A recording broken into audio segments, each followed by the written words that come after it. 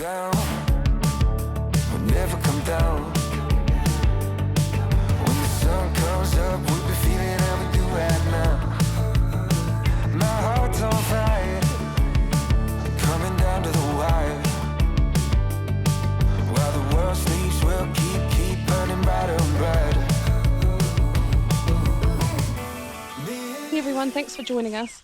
Now, you wouldn't usually catch me out and about at this time of the day, in the middle of winter, but I had a bright idea that I'd come and capture the sunrise on a really frosty morning.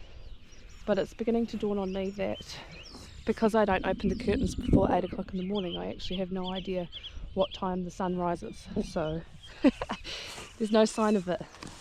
And it's a frost and it's foggy. Really heavy frost, really foggy, and you can just see the mountain through the clouds. Gosh, it's almost a week worth of frosts and it's been fantastic. I love long frosty streaks in the winter. I always think it's better to have our winter now than to have it in September or October. But in the meantime, I'm going to go and have a cup of coffee, and then I'll probably have a cup of tea, and then I'll probably read a book and do some knitting and have another cup of coffee and another cup of tea, and by that time it will be just about ready to start work for the day. I'm not even ashamed of how lazy I am at the moment. I'm leaning into it. That's right. You sit nice on the bike, otherwise you'll fall off and go plop. Ammo. Adam. Are you the main farmer, are you? It looks like you got shat on by a bird. But that's just a toothpaste misadventure, isn't it? Yeah. Right, you guys are going to do the heifers, and I'm going to load the bales. We finished milking on the 4th of June.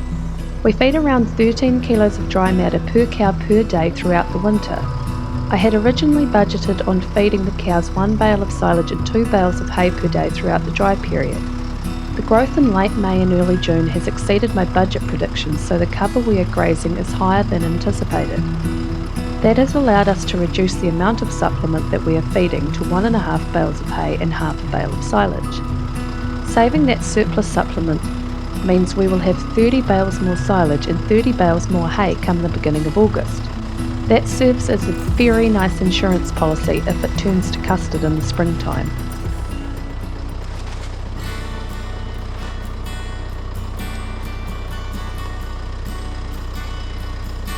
Well, I set out from my location with no direction or destination, a permanent vacation, not a single friend in sight. The conductor punched my ticket. He said, son, you better listen. Don't get caught up in reminiscing. You wind up going missing. So I keep rolling on, rolling till the break of day. I keep rolling on, I'll be on my way. Isn't it? I keep rolling on, rolling till the break of day. What do you reckon? I keep Where's the cow? rolling on, Can you see some I'll cows? be on my way. Where's the cow? Over there.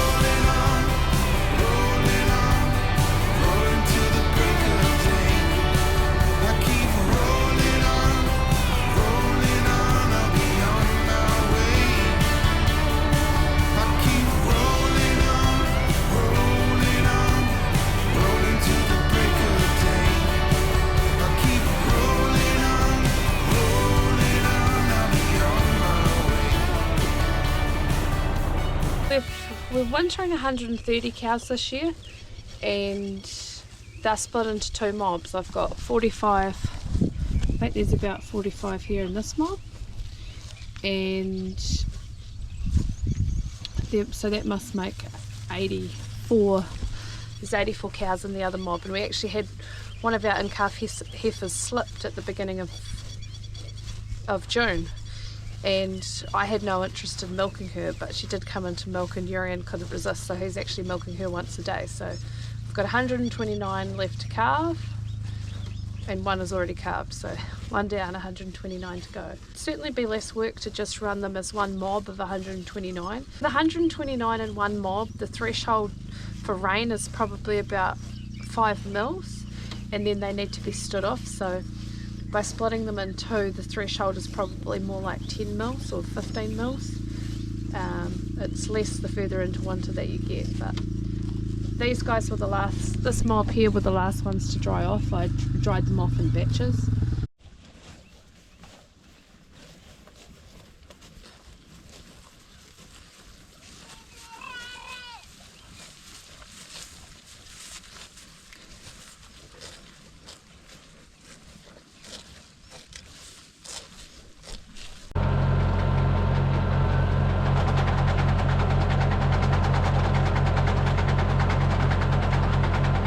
The amount of rain we've had so far has been manageable, but I've got one little piece that the cows just made a few divots in that I want to roll before it rains again, which I think it's forecast to start raining again tomorrow. So we'll roll that now and it should be as good as new.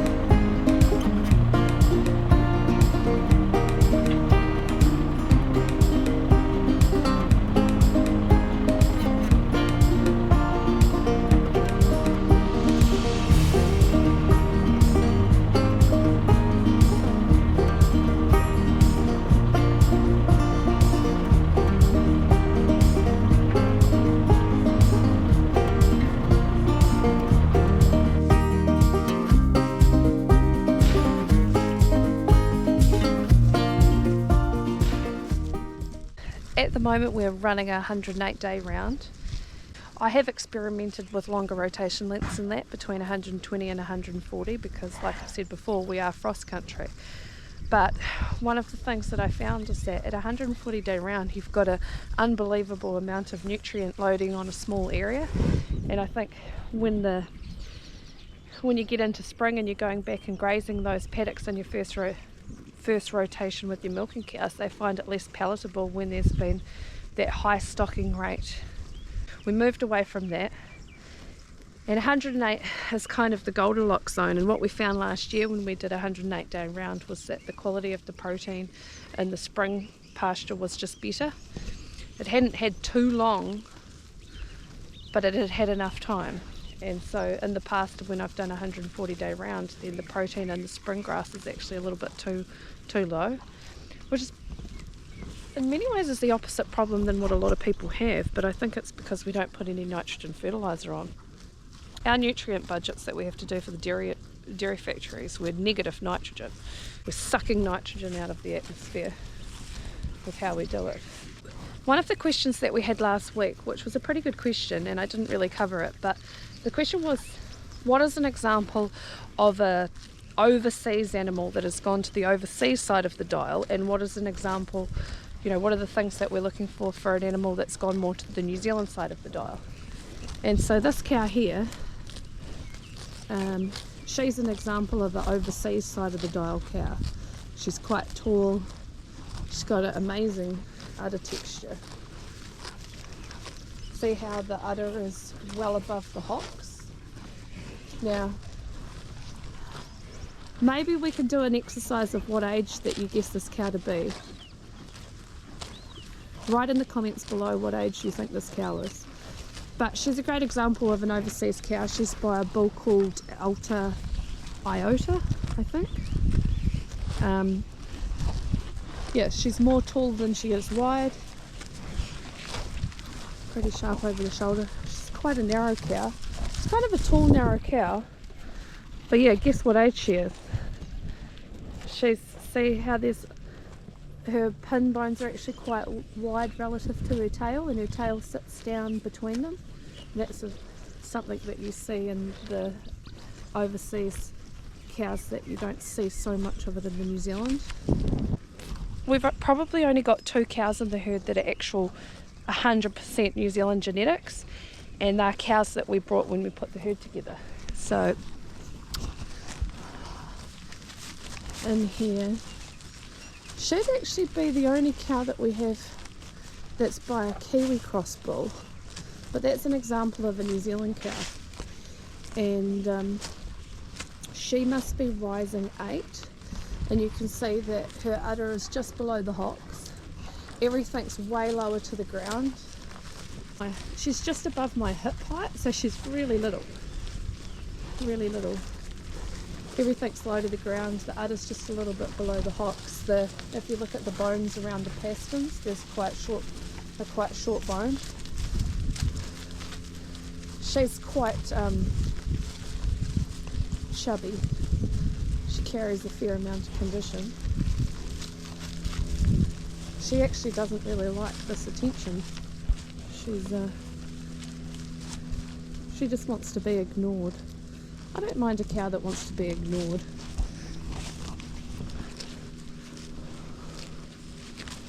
She's also quite heavy over the brisket and stuff like that.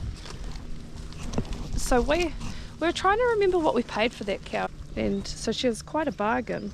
You know, there's some good bargains around if you're prepared to be patient, but we must have paid about $1,100 for that cow, and she's done pretty good. One of the things that we found with the New Zealand cows that we've brought and compared to our cows is that they're far more susceptible to ketosis, and you can see on that cow she carries a lot more condition than the average cow in this herd, and so when it comes time to start up the engine after calving, it's just all a bit sluggish. But I think they just get too fat, and I don't know where she came from. She might have come from much tougher country than this, but we've certainly had that problem before with some of the New Zealand cows that we've brought. Got one other cow in here that's more to the New Zealand side, like an extreme example. Again, she's been a good cow for us. She's a cow that we brought. It was actually fun. We got to take the pick out of a line of cows that were basically unsellable because they were unrecorded. So this is another example. So everything's just a little bit more low to the ground. Udders are just below the hocks. The hip's a little bit low. You see that dip in the back. That's an example, and this is maybe a better example of the other one, of how the tail sits just above the pin. She's not too bad, but that is a clue for.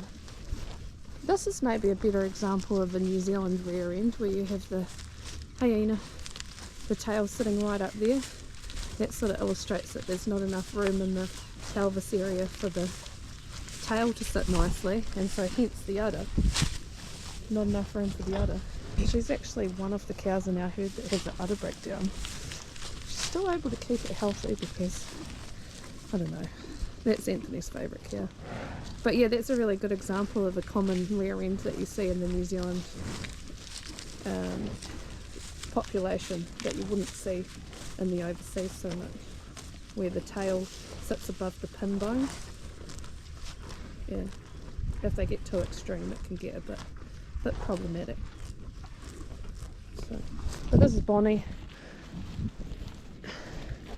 She's just a real compact little cow, but she produces pretty well.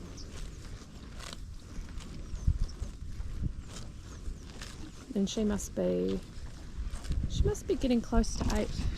Bonnie must be 8 or 9 now, so she's been able to look after herself pretty well. when we put the herd together, we had to make up numbers, and so we sort of started off, we just had to decide whether we wanted to borrow money and go and buy the best cows we could, or stick to a budget and pay cash. And so we decided to stick to a budget and pay cash.